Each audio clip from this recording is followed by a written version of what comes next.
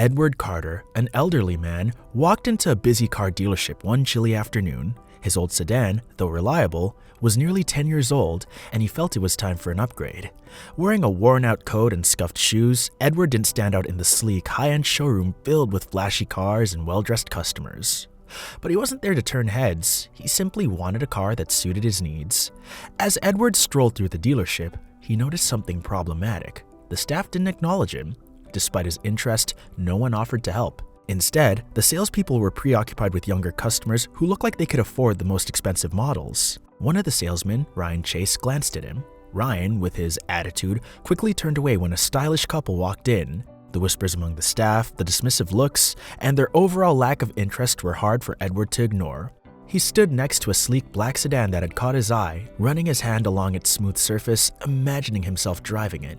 After waiting nearly 20 minutes without a single acknowledgement, Edward decided to approach the main desk. 3 salesmen were chatting casually, clearly not busy with customers. "Excuse me," Edward said. "I'm interested in one of your cars. Can someone assist me?" Ryan barely looked up from his phone. "We're a little tied up right now," he replied. "Maybe come back later." Edward stayed calm, though frustration simmered beneath his composed exterior. He nodded, thanked them, and turned to leave. As he walked out, he overheard one of the staff mutter, followed by a chuckle. Waste of time with window shoppers. What the salesman didn't know was that Edward Carter had spent decades building a substantial fortune through smart investments and sharp business skills. Despite his wealth, Edward lived a modest life, valuing character over luxury. And now, their disrespect was about to cost them dearly. As he drove home that evening, Edward made a few calls to his trusted contacts in the business world. With years of experience, strong connections, and the resources to back it up, Edward started putting a plan into motion that would teach them a lesson they wouldn't forget. By the next morning, Edward had everything finalized. He walked into the dealership again, dressed the same as before in his old coat and scuffed shoes. On the surface, he looked like the same unassuming man from the day before, but this time, he wasn't there as a customer. The staff barely noticed him at first, but David Harper, the general manager, spotted Edward and quickly approached. With a rehearsed politeness, David greeted him. "Good morning, sir. How can we assist you today?" His tone was pleasant but double-dealing, the kind used to brush someone off politely. Edward didn't respond right away.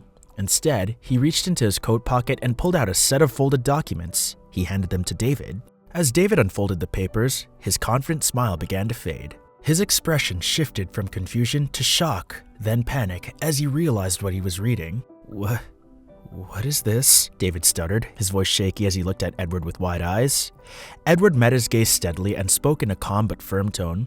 "I'm not here to buy a car today. I'm here as your new boss." David, still clutching the papers with trembling hands, stammered, You bought the dealership? That can't be right."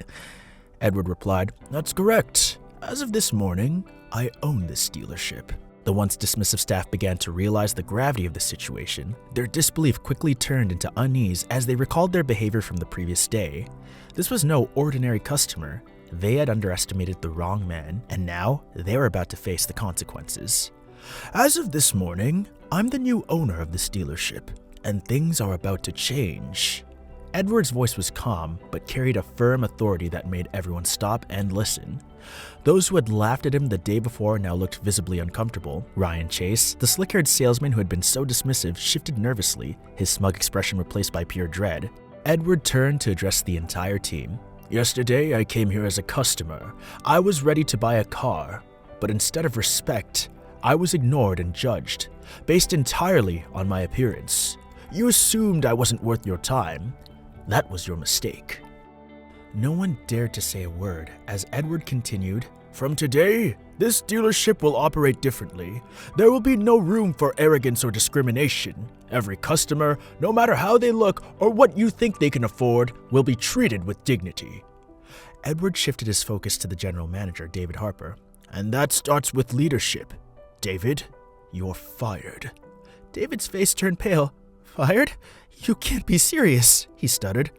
"I'm very serious," Edward replied firmly. "The culture of this place reflects its leadership, and the toxic behavior I experienced yesterday starts at the top. That ends now." Then, one by one, Edward began calling out others who had shown similar dismissive attitudes.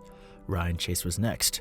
Ryan Chase, Edward said, his eyes locking on him. You made it clear yesterday that this dealership values appearances over respect. Pack your things. You're done here. Ryan opened his mouth to protest, but no words came out.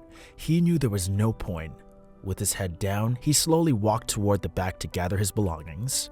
Edward continued, but he wasn't on a mission for revenge. He was creating a workplace built on respect, kindness, and fairness.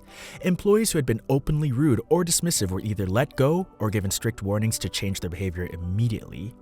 Among the group, one person stood out, Emma Hayes, a young woman who had quietly greeted Edward with a smile the day before. Though she wasn't assigned to sales, her small act of kindness hadn't gone unnoticed. Emma Hayes, Edward called, and she nervously stepped forward. You're one of the few people here who treated me with any decency. Starting today, you'll be the new floor manager. I trust you to lead this team with fairness and respect.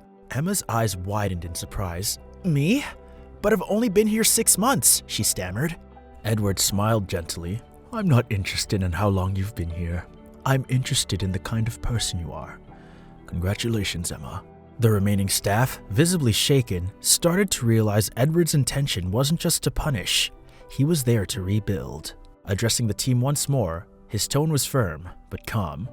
The dealership won't run the way it has in the past, Edward declared. Every customer, whether they walk in wearing a suit or an old coat like mine, deserves your full respect and attention. If you can't meet that standard, this isn't the place for you. By the end of the day, nearly half the staff had been let go. Those who stayed were given clear expectations about how the dealership would move forward. Edward wasted no time hiring new employees who shared his vision, people who valued respect, humility, and exceptional service. The transformation was quick. News of the dramatic changes and the dealership's new ownership spread quickly. Customers immediately noticed the difference. Where arrogance and indifference once thrived, there was now a warm and welcoming atmosphere. Within weeks, sales soared, and the dealership's reputation skyrocketed. People weren't just coming to buy cars, they came to experience the outstanding service that had become the dealership's new hallmark. Despite the success, Edward stayed as humble as ever. He didn't seek attention or honors for the turnaround. For him, it wasn't about proving a point to those who had dismissed him. It was about creating a place where people felt valued.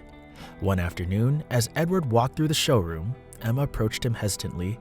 Mr. Carter, I just wanted to thank you for believing in me and giving me this opportunity. Edward gave her a warm smile. You've earned it, Emma. All I did was recognize what was already there. Just remember to keep treating people the way you always have, with kindness and respect. That's what really matters. As Edward prepared to leave the showroom that day, he paused for a moment, taking in the scene. The space that had once been filled with cold indifference was now alive with positivity and purpose. He felt a deep sense of satisfaction, not from the power he now wielded, but from the change he had inspired.